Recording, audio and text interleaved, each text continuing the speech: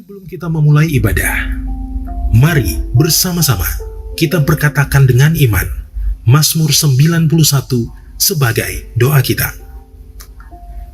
Dalam lindungan Allah, orang yang duduk dalam lindungan yang maha tinggi dan bermalam dalam naungan yang maha kuasa akan berkata kepada Tuhan, tempat perlindunganku dan kubu pertahananku, Allahku yang kupercayai. Sungguh, dialah yang akan melepaskan engkau dari jerat penangkap burung, dari penyakit sampar yang busuk. Dengan kepaknya, ia akan menudungi engkau.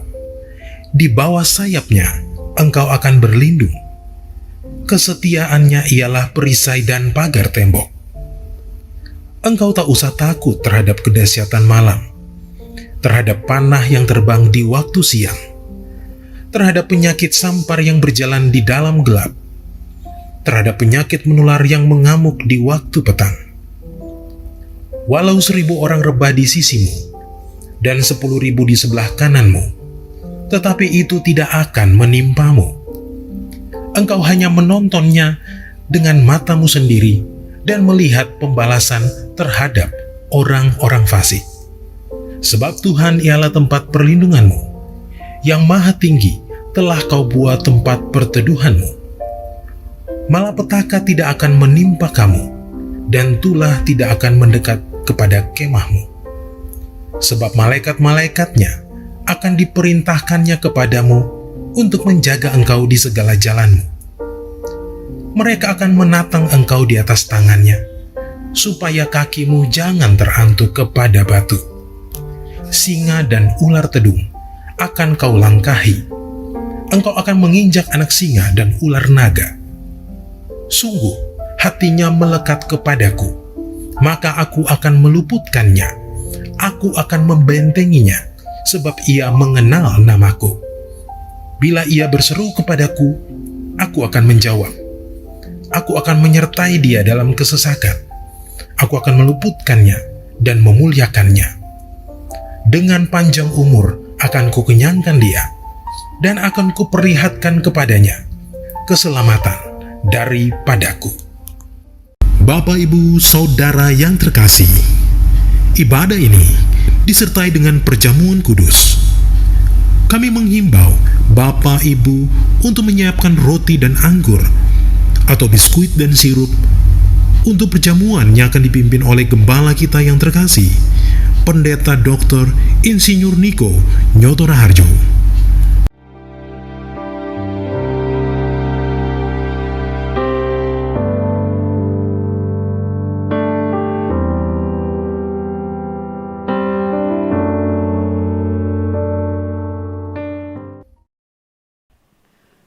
Betapa kami bersyukur ya Tuhan Yesus pada hari ini Tuhan.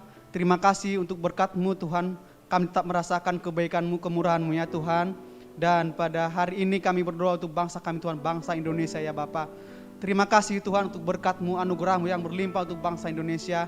Kami boleh melewati Tuhan, dan kami terus akan bisa melewati pandemi COVID-19 dan krisis ekonomi Tuhan Yesus. Kami minta Tuhan pengurapan-Mu, kami minta Tuhan penyertaan-Mu untuk kami semua. Kami boleh melewati krisis ini Tuhan Yesus.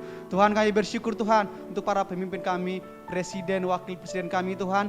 Di masa-masa ini juga berikan mereka hikmat, berikan roh pengertian buat mereka, kebijaksanaan daripada-Mu Tuhan Yesus dalam menjalankan pemerintahan ini Tuhan.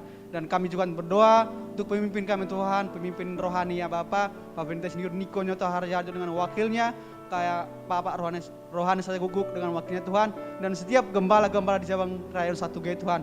Visi misi-Mu disampaikan Tuhan, sehingga pelayan mereka lebih lagi. Berikan pengurapan double portion untuk mereka Tuhan. Tuhan, terima kasih Tuhan. Terima kasih. Kami terus bersyukur Tuhan di Pentakosta ketiga Tuhan. Terjadi pencurahan Roh Kudus yang luar biasa. Engkau akan mengurapi semua anak-anak-Mu Tuhan. Dari yang muda sampai yang tua ya Tuhan. Terutama generasi Yeremia. Terjadi pencurahan Roh Kudus luar biasa Tuhan. Banyak penuaian jiwa terjadi setiap cabang-cabang Tuhan, setiap tempat-tempat ranting-ranting ya Bapa. Kami berdoa Tuhan, Engkau urapi, Engkau berkati, Engkau lawat, Engkau jamah Tuhan, anak-anak-Mu dari Rayon 1G ya Bapa. Terima kasih Tuhan, terima kasih Tuhan. Semua karena kebaikan-Mu, semua karena kemurahan-Mu Tuhan. Kau bersyukur, hanya di dalam nama Tuhan Yesus. Haleluya, amin. Puji nama Tuhan. Shalom Bapak Ibu Saudara. Shalom. Satu kesempatan yang baru lagi Tuhan berikan bagi kita yang rindu dan excited menyembah Tuhan. Sorakan haleluya. Sebab kasih Allah tidak pernah berkesudahan dalam hidup kita. Oleh karena itu hari ini kita mau menyembah Tuhan. Katakan, kasih Allah tak berkesudahan.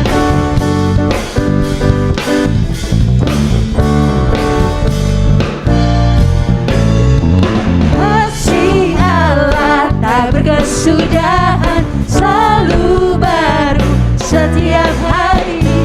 Rahmat-Nya pun tak pernah berakhir seumur hidupku. Kasih Allah tak berkesudahan, selalu baru setiap hari. Rahmat-Nya pun tak pernah berakhir seumur hidupku. Dengan sukacita ku kan menari, dengan sorak-sorai memuji, ku naikkan pujian haleluya, nyanyi bagi Dia Sang Raja, nyanyi bagi Dia Sang Raja. Kasih Allah tak berkesudahan, selalu baru setiap hari. Rahmat-Nya pun tak pernah berakhir seumur hidupku. Kasih Allah tak berkesudahan, selalu baru setiap hari. Rahmat-Nya pun tak pernah berakhir seumur hidupku.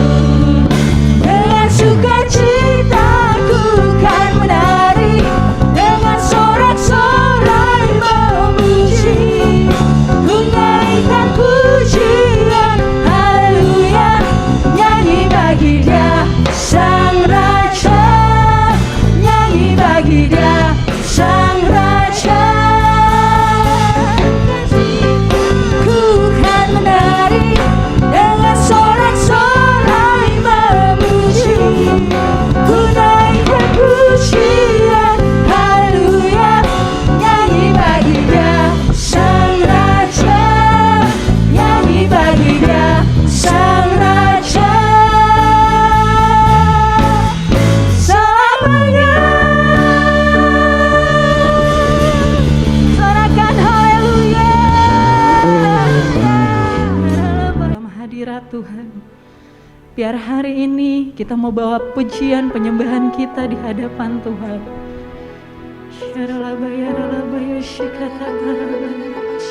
Terima kasih Tuhan, ini hidup kami Tuhan. Pujilah setiap hati kami Tuhan.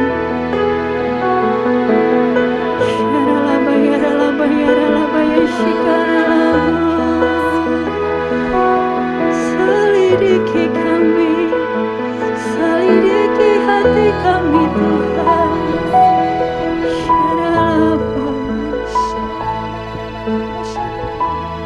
Pujilah aku Tuhan, cobalah aku Tuhan, selidiki batinku dan hatiku,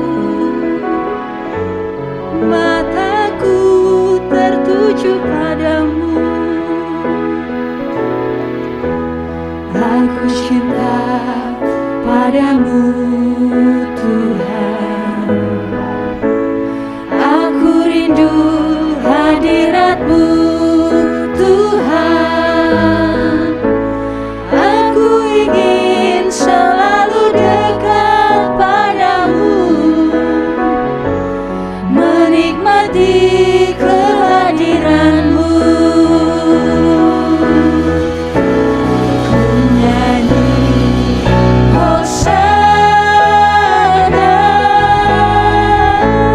Bagi Rajaku yang duduk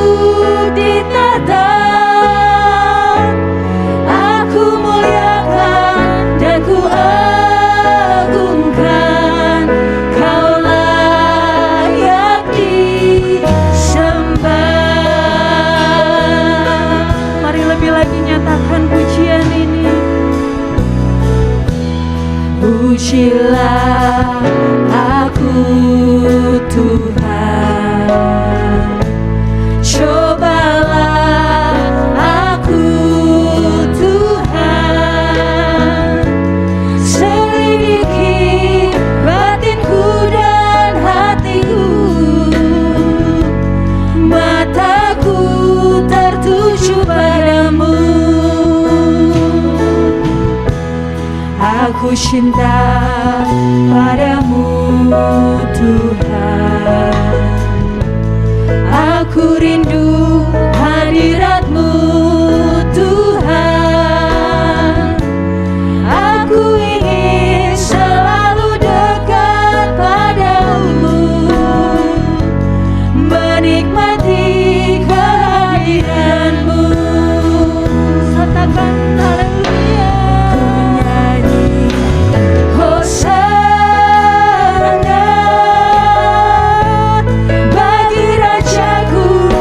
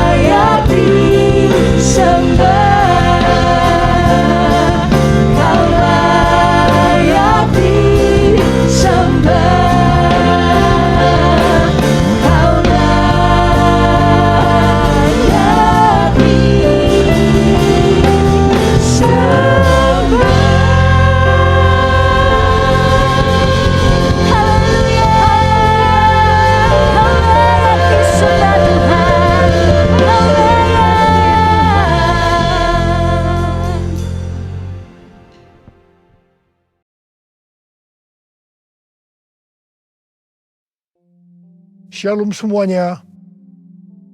Kita baru saja memasuki tahun yang baru, yaitu tahun 2022.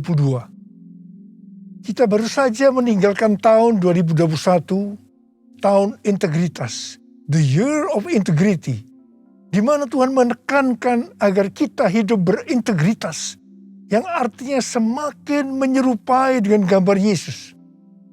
Mungkin ada yang bertanya-tanya, bagaimana keadaan tahun 2022? Apakah keadaan saya akan lebih baik atau lebih jelek? Bagi saudara yang sedang bertanya-tanya seperti itu, saya mau katakan bahwa kita harus berpegang pada firman Tuhan. Sesuai dengan Ratapan 3 ayat 22 dan 23 yang berkata, tak berkesudahan kasih setia Tuhan, tak habis-habisnya rahmat-Nya, selalu baru tiap pagi, besar kesetiaanmu. Berdasarkan ayat ini, kita harus percaya bahwa kasih setia Tuhan selalu baru tiap hari, selalu baru tiap minggu, selalu baru tiap bulan, dan selalu baru tiap tahun. Karena itu, saya akan mengajak saudara-saudara untuk memperkatakan ini. Tuhan, saya percaya tahun 2022 akan lebih baik daripada tahun 2021. Karena kasih setia Tuhan selalu baru tiap hari, selalu baru tiap minggu, selalu baru tiap bulan, dan selalu baru tiap tahun.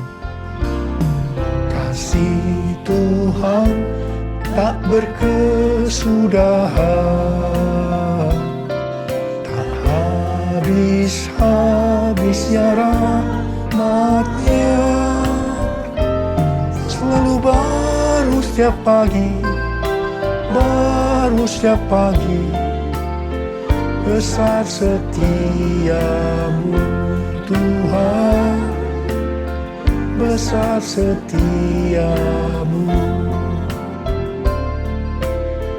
besar setiamu Tuhan, besar setiamu.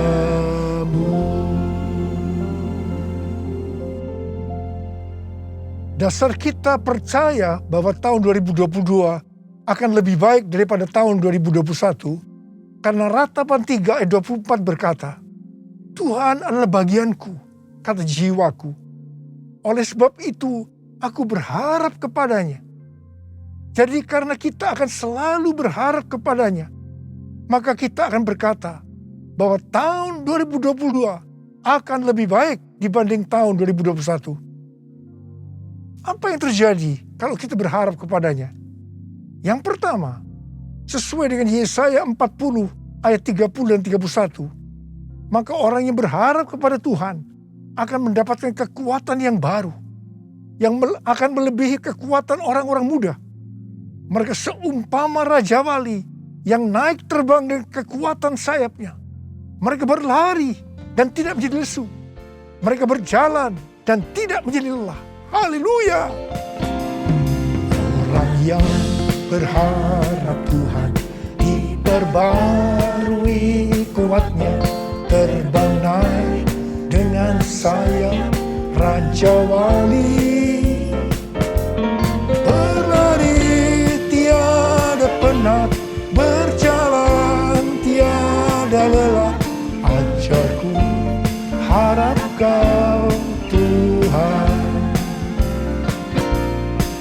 Ajarku, harap Kau Tuhan. Ajarku, harap Kau Tuhan.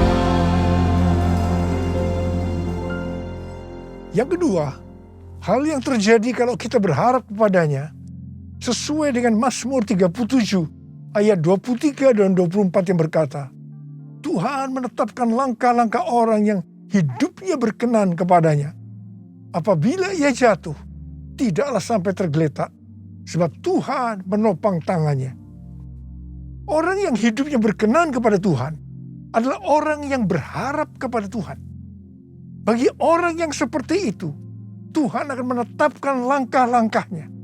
Dan apabila ia jatuh, tidaklah sampai tergeletak, sebab Tuhan menopang tangannya. Perlu dicatat, sebagai orang-orang yang berkenan kepada Tuhan, kita bisa jatuh ke dalam berbagai macam kegagalan dan masalah. Tetapi Alkitab berkata, kita bisa jatuh, tetapi tidak sampai tergeletak, sebab Tuhan menopang tangan kita. Tuhan menetapkan langkah-langkah orang yang hidupnya berkenan kepadanya.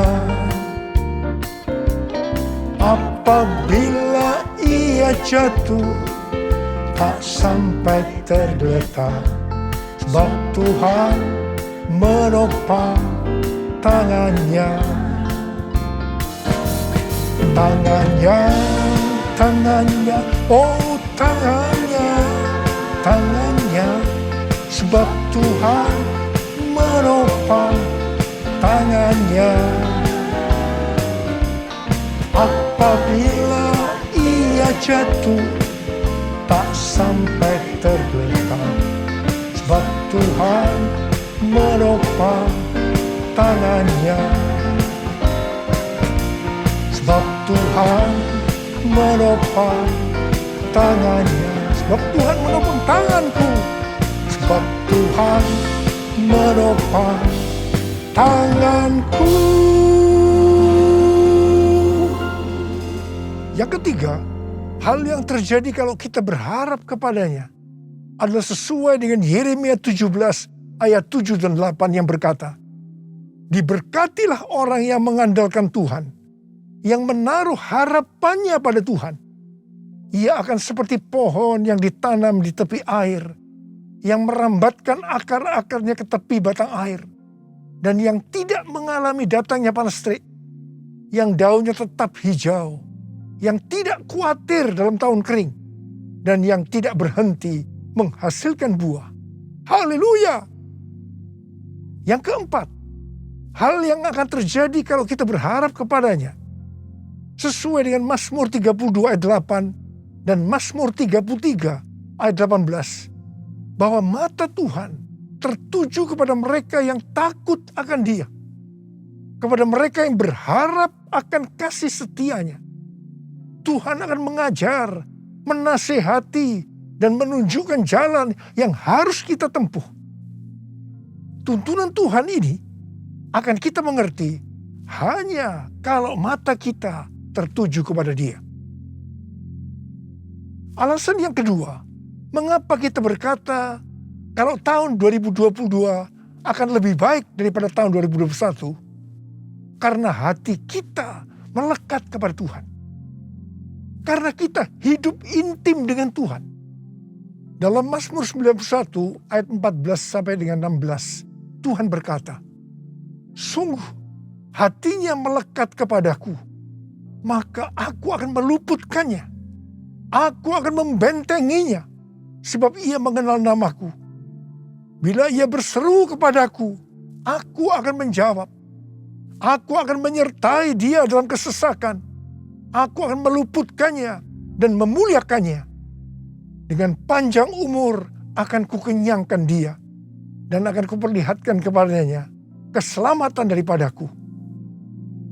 Jadi kalau hati kita tuh melekat kepada Tuhan, kalau kita hidup intim dengan Tuhan, maka yang pertama, Tuhan akan meluputkan dan membentengi kita terhadap sakit penyakit, panah api dari si jahat, jerat penangkap burung, kedahsyatan malam, atau terror of the night yang berbicara tentang penculikan, perampokan, pemerkosaan, pembunuhan, terorisme, peperangan. Hal yang kedua, Tuhan akan menjawab ketika kita berseru pada masa kesesakan. Dan yang ketiga, Tuhan akan memuliakan kita. Yang keempat, Tuhan akan memberikan panjang umur dengan berkat yang melimpah. Dan yang kelima, Tuhan akan memberikan keselamatan. Haleluya! Bless the Lord, oh my soul, oh my soul, worship His holy name. Sing like never before, worship your holy name. Bless the Lord, oh my soul, oh my soul. Worship his holy name. Sing like never before, oh my soul. I worship your holy name. I worship your holy name. I worship your holy name. Tuhan menuntun kita untuk memasuki tahun 2022 dengan memberikan tema bahwa tahun 2022 adalah tahun paradigma yang baru. The year of new paradigm. Definisi paradigma menurut Kamus Besar Bahasa Indonesia adalah model dan juga kerangka berpikir. Definisi paradigma menurut Westminster Dictionary of Theological Terms bahwa paradigma berarti contoh, pola, model, dan istilah ini sering dipakai untuk menunjukkan cara berpikir dalam teologi ketika bahan-bahan dikumpulkan dan diatur dalam satu pola atau cara tertentu seperti dalam doktrin. Tuhan memberikan ayat emas untuk tema ini, yaitu Yesaya 43 ayat 18 sampai dengan 21 dan Filipi 3 ayat 13 dan 14. Dalam Yesaya 43 ayat 14 sampai dengan 21, Tuhan berkata bahwa dulu orang Israel dibebaskan dari kejaran Firaun dan pasukannya dengan cara Firaun dan pasukannya mati di tengah-tengah Laut Merah. Tetapi sekarang orang Israel akan dibebaskan dari Babel dengan cara yang berbeda. Tuhan berkata, jangan ingat hal-hal yang dulu. Sekarang aku hendak membuat sesuatu yang baru. Kalau dulu Allah menyelamatkan Israel lewat jalan laut, sekarang Allah menyelamatkan Israel dengan cara yang baru. Allah akan menyelamatkan mereka lewat jalan di padang gurun dan sungai di padang belantara. Ini adalah paradigma yang baru. Bagian Tuhan adalah memberikan paradigma yang baru. Yang ada sesuatu yang baru, yaitu membuat jalan di padang gurun dan sungai di padang belantara, di mana pada waktu itu hal ini tidak mungkin bisa dikerjakan oleh manusia. Tetapi bagi Tuhan tidak ada yang mustahil. Katakan amin. Tujuan Allah menyelamatkan Israel dari Babel, yaitu karena mereka umat pilihan Tuhan. Dan yang ditetapkan untuk memberitakan kemasyhuraan namanya. Demikian juga bagi kita, umat pilihan Tuhan. Pada tahun 2022 ini, Tuhan akan menolong dan membebaskan kita dari masalah-masalah yang terjadi dalam seluruh aspek kehidupan kita. Apakah itu sakit penyakit, keluarga, pelayanan, bisnis, masa depan, dengan cara-cara yang baru atau paradigma yang baru. 1 Korintus 2 ayat 9 berkata, tetapi seperti ada tertulis, apa yang tidak pernah dilihat oleh mata, dan tidak pernah didengar oleh telinga, dan yang tidak pernah timbul dalam hati manusia. Semua yang disediakan Allah untuk mereka yang mengasihi Dia. Apa yang Tuhan minta untuk kita lakukan?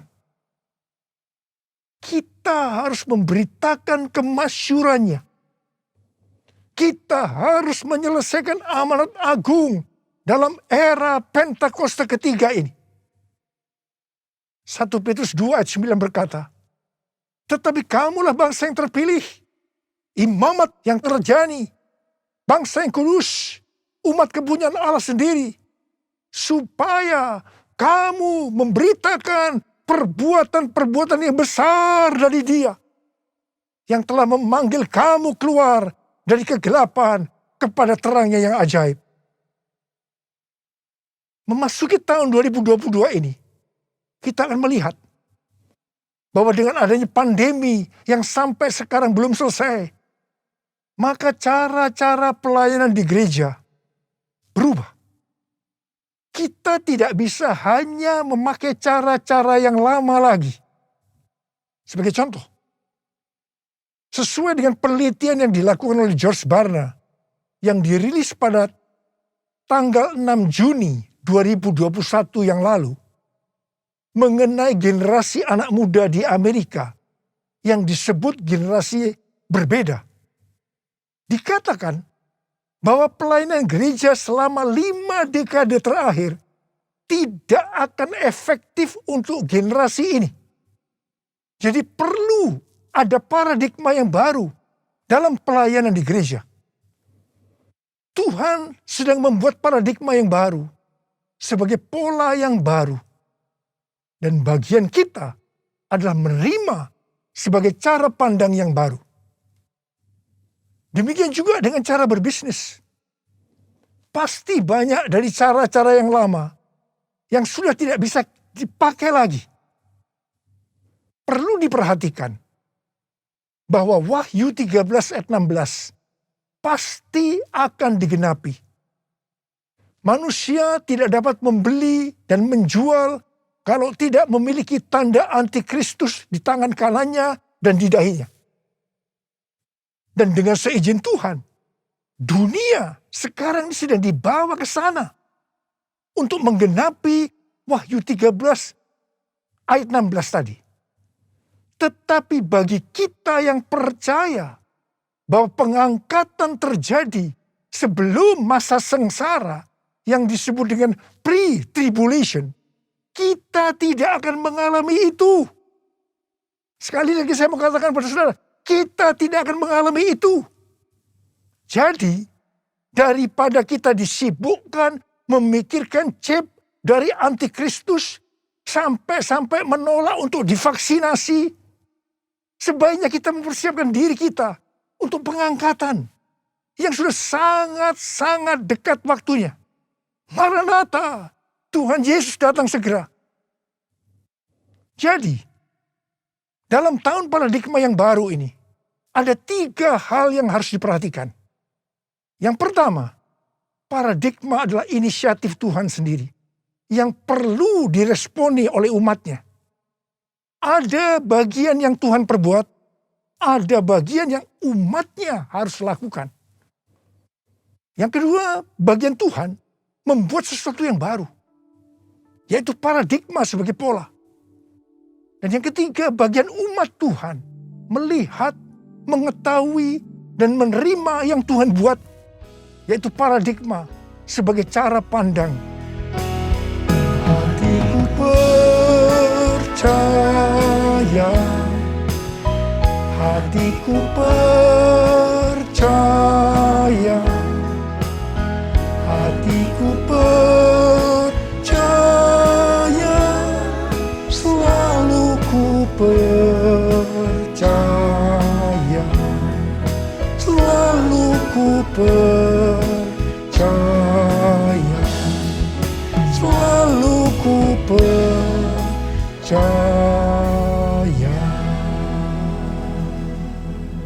Sesuai dengan Filipi 3 ayat 7 sampai dengan 9, dikatakan titik tolak perubahan paradigma Paulus terkait dengan masa lalunya adalah karena pengenalan akan Kristus Yesus.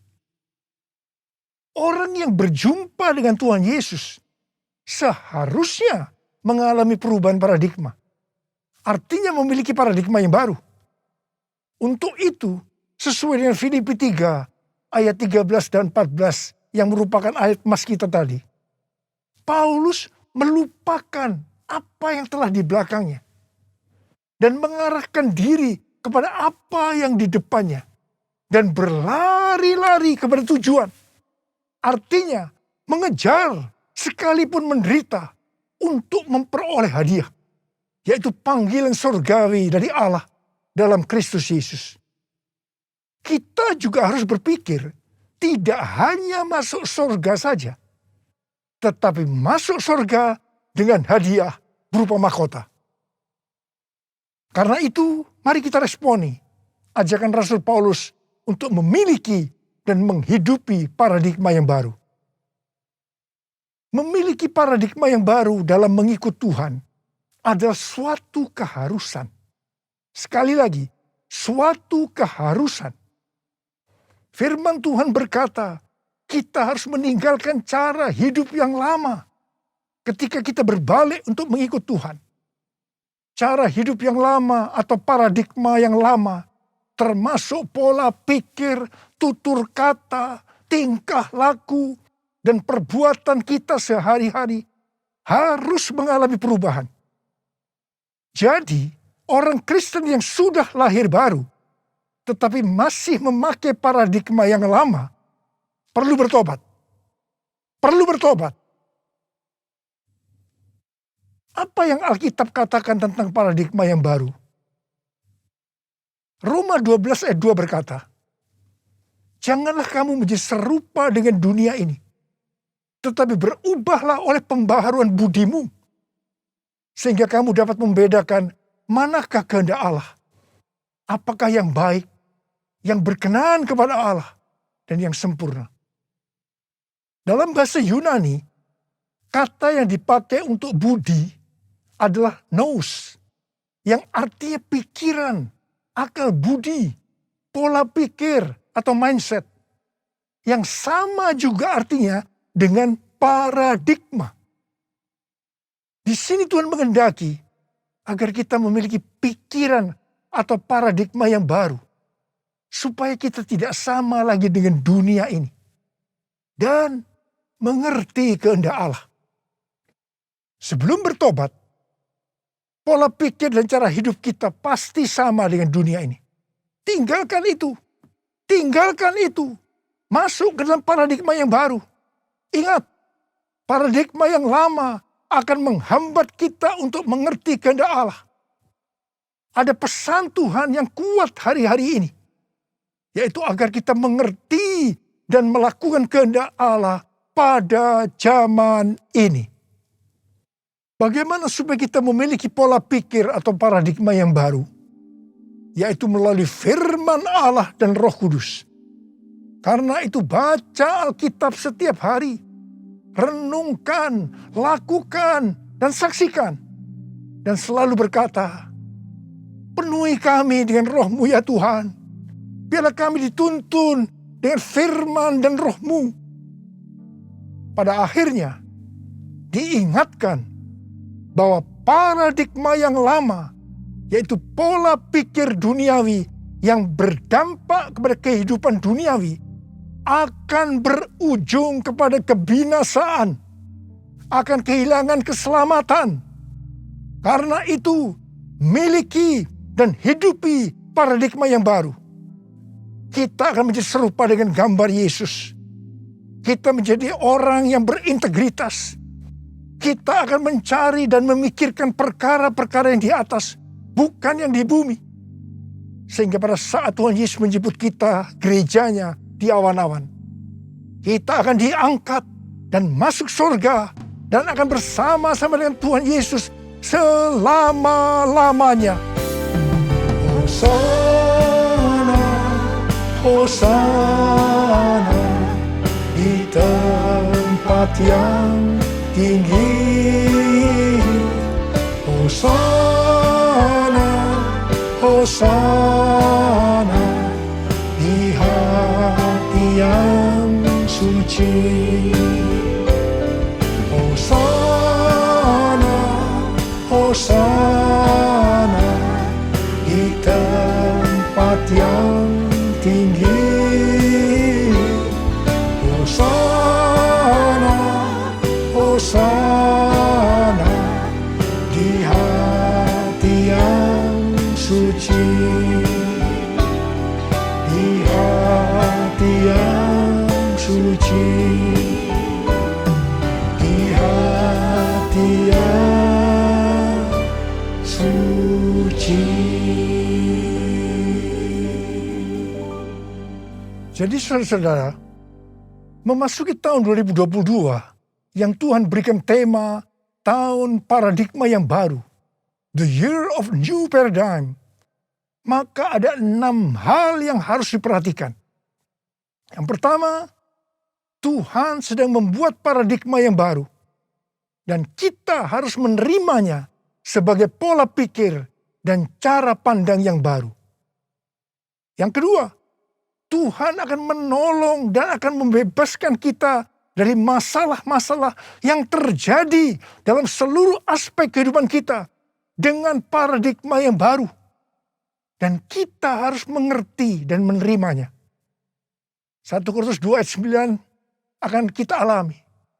Yaitu apa yang belum pernah dilihat oleh mata, belum pernah didengar oleh telinga, belum pernah timbul dalam hati, akan kita alami. Karena kita mengasihi Tuhan Yesus. Tuhan mengingatkan kita, ini yang ketiga, sebagai orang Kristen yang sudah lahir baru, agar kita meninggalkan kehidupan duniawi yang disebut dengan paradigma yang lama, untuk masuk dalam paradigma yang baru, yaitu kehidupan surgawi.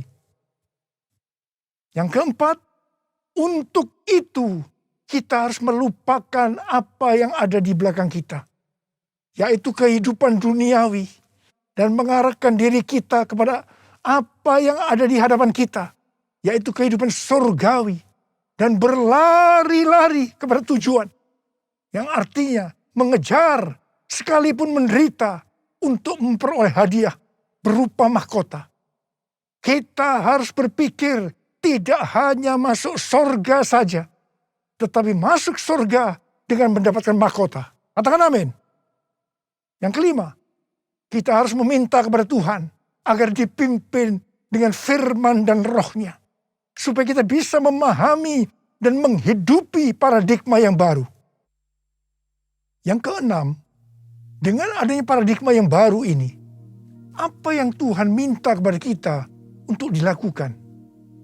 Yaitu supaya kita memberitakan perbuatan-perbuatan yang besar dari Dia yang telah menyelamatkan kita, supaya dalam era Pentakosta ketiga ini kita menyelesaikan amanat agung, dan setelah itu Tuhan Yesus datang kembali. Ku mau selalu bersyukur, selalu bersyukur. Kau Tuhan yang setia, yang selalu menopang. Ku mau selalu bersyukur, selalu bersyukur. Kau Bapa-Ku yang setia. Sekali lagi. Ku mau selalu bersyukur, selalu bersyukur. Kau Tuhan yang setia, yang selalu menopang. Ku mau selalu bersyukur, selalu bersyukur. Kau Bapa-Ku yang setia. Mari angkat tangan saudara, kita sembah Dia. Rialaba syara bara bara bara bara. Oh rialala bara bara bara bara bara bara. Oh bara bara bara bara bara bara. Oh rababa baba baba. Kami mau selalu bersyukur ya Tuhan. Meninggalkan tahun 2021, kami bersyukur. Apapun kami alami, enak maupun tidak enak, kami selalu bersyukur kepada Tuhan. Dan kami akan memasuki tahun 2020 sekarang ini Tuhan. Kami bersyukur Tuhan. Terima kasih Bapa, urapi kami. Urapi kami semua Tuhan memasuki tahun 2022 ini Tuhan. Supaya kita semua bisa memahami dan menghidupi paradigma yang baru. Sekarang terimalah. Terima pengurapan Tuhan. Terima.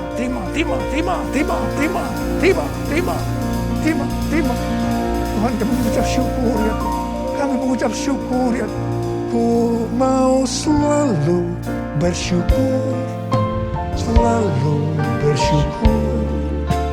Kau Tuhan yang setia, yang selalu menopang. Ku mau selalu bersyukur, selalu bersyukur. Kau Bapakku yang setia, Kau Bapakku yang setia, Kau Bapakku yang setia.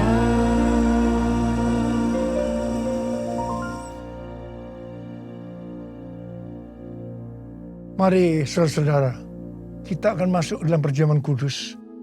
Ini adalah perjamuan kudus yang pertama dalam tahun yang baru, tahun 2022 ini. Kita akan mengingat ayat ini.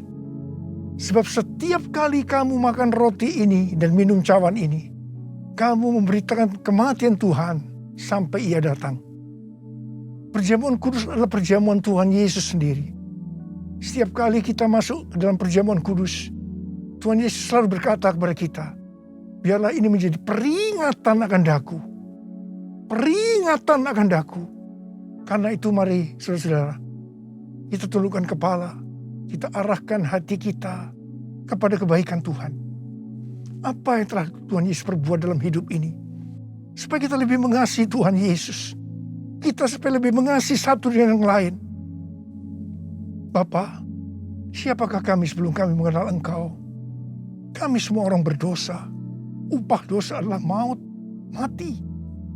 Tapi Engkau yang tidak berdosa telah dijadikan dosa oleh karena kami. Engkau harus turun dari surga mulia, menjelma menjadi manusia, mati ganti kami dengan penderitaan yang luar biasa. Tuhan, terima kasih. Terima kasih buat kebaikan Tuhan. Terima kasih buat kebaikan Tuhan. Ya Tuhan, Engkau jadikan kami sebagai anak-anak-Mu. Kau tuntun, Kau bela, Kau lindungi. Kau sembuhkan kami. Kau berikan kepada kami visi-visi yang baru memasuki tahun yang baru ini Tuhan. Engkau tegur juga kalau kami salah. Itu Engkau ya Aba. Itu Engkau ya Aba. Saudara, Tuhan akan memberkati kita semua melalui perjamuan kudus. Tapi Tuhan mau kita makan dan minum dengan cara yang benar. Karena itu, mari masing-masing berdoa, introspeksi. Kita baru saja meninggalkan tahun yang lama, tahun 2021. Memasuki tahun yang baru, tahun 2022. Mari, kalau ada hal-hal yang belum diselesaikan selama ini dengan Tuhan, memasuki tahun yang baru, kita selesaikan sekarang ini. Kita minta ampun. Kalau ada hal-hal yang menyedihkan hatinya Tuhan, kita minta ampun. Ampuni saya Tuhan. Ampuni, katakan begitu. Katakan, ampuni saya Tuhan. Ampuni saya. Tuhan, ampuni kami semua Tuhan. Ampuni kami semua. Kau melihat anak-anak-Mu semua yang sedang meminta ampun padamu. Ampuni Tuhan. Berkati mereka memasuki tahun yang baru. Tahun 2022. Tahun paradigma yang baru ini. Ya Bapa, ya Bapa, ya Bapa. Ya Bapa, ya Bapa. Terima kasih, terima kasih. Terima kasih. Tuhan, terima kasih. Kau sudah mengampuni kami. Kau sudah mengampuni kami. Sekarang saudara-saudara, mari kita masuk dalam perjamuan kudus. Dengan hati yang penuh ucapan syukur. Dalam nama Yesus. Amin. Sekarang, mari kita angkat roti di tangan kanan kita tinggi-tinggi. Sebab apa yang telah kuteruskan kepadamu telah aku terima dari Tuhan. Yaitu bahwa Tuhan Yesus pada malam waktu ia diserahkan mengambil roti. Dan sesudah itu ia mengucap syukur atasnya. Dia memecah-mecahkannya dan berkata, inilah tubuhku yang diserahkan bagi kamu. Perbuatlah ini menjadi peringatan akan aku. Saudara dikasihi Tuhan, bukankah roti yang kita pecah-pecahkan ini adalah persekutuan kita dengan tubuh Kristus? Mari kita makan dalam nama Yesus.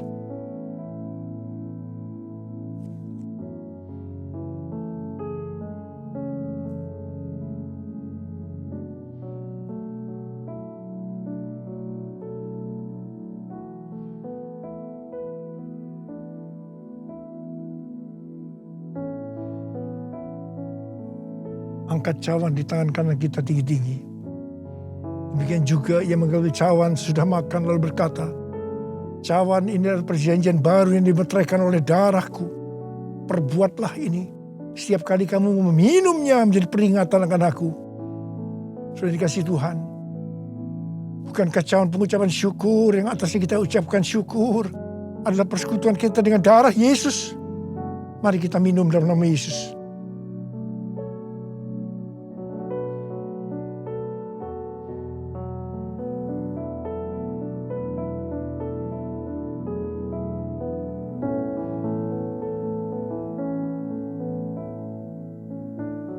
Mari angkat tangan kita. Ucapkan syukur dengan suara. Jangan diam. Jangan diam. Ucapkan syukur ya Tuhan. Terima kasih ya Tuhan. Terima kasih ya Tuhan. Terima kasih ya Tuhan. Terima kasih. Oh ralabaya ralabarabarabarabara. Tuhan, kamu berdoa buat anak-anakmu semua ya Tuhan. Mereka semua sedang mengangkat tangan di hadapan-Mu Tuhan. Kamu berdoa bagi yang sakit. Sembuhkan mereka ya Tuhan. Sembuhkan mereka. Sembuh dalam nama Yesus. Sembuh dalam nama Yesus. Terima mujizat Tuhan. Terima. Oh Tuhan, terima kasih. Katakan terima kasih. Katakan terima kasih buat kesembuhan. Buat pertolongan Tuhan. Buat pemulihan. Katakan terima kasih. Terima kasih. Terima kasih. Terima kasih. Terima kasih. Yesusku, terima kasih Yesusku. Puji syukur hanya bagi Tuhanku. Terima kasih Yesusku. Terima kasih Yesusku. Puji syukur hanya bagi Tuhanku. Terima kasih Yesusku. Terima kasih Yesusku. Puji syukur hanya bagi Tuhanku. Terima kasih Yesusku. Terima kasih Yesusku. Puji syukur hanya bagi Tuhanku. Puji syukur hanya bagi Tuhanku. Puji syukur hanya bagi Tuhanku. Terima kasih. Terima kasih Abah. Terima kasih. Terima kasih Abah. Terima kasih. Angkat tangan saudara. Terimalah berkat Tuhan. Kasih karunia yang berlimpah-limpah daripada Allah Bapa dalam anaknya tunggal Yesus Kristus. Persekutuan yang manis dengan Roh Kudus menyertai saudara sekalian mulai hari ini. Sampai Tuhan Yesus datang menjemput kita di awan-awan. Dan bahkan sampai selama-lamanya. Yang percaya bersama-sama katakan, Amin.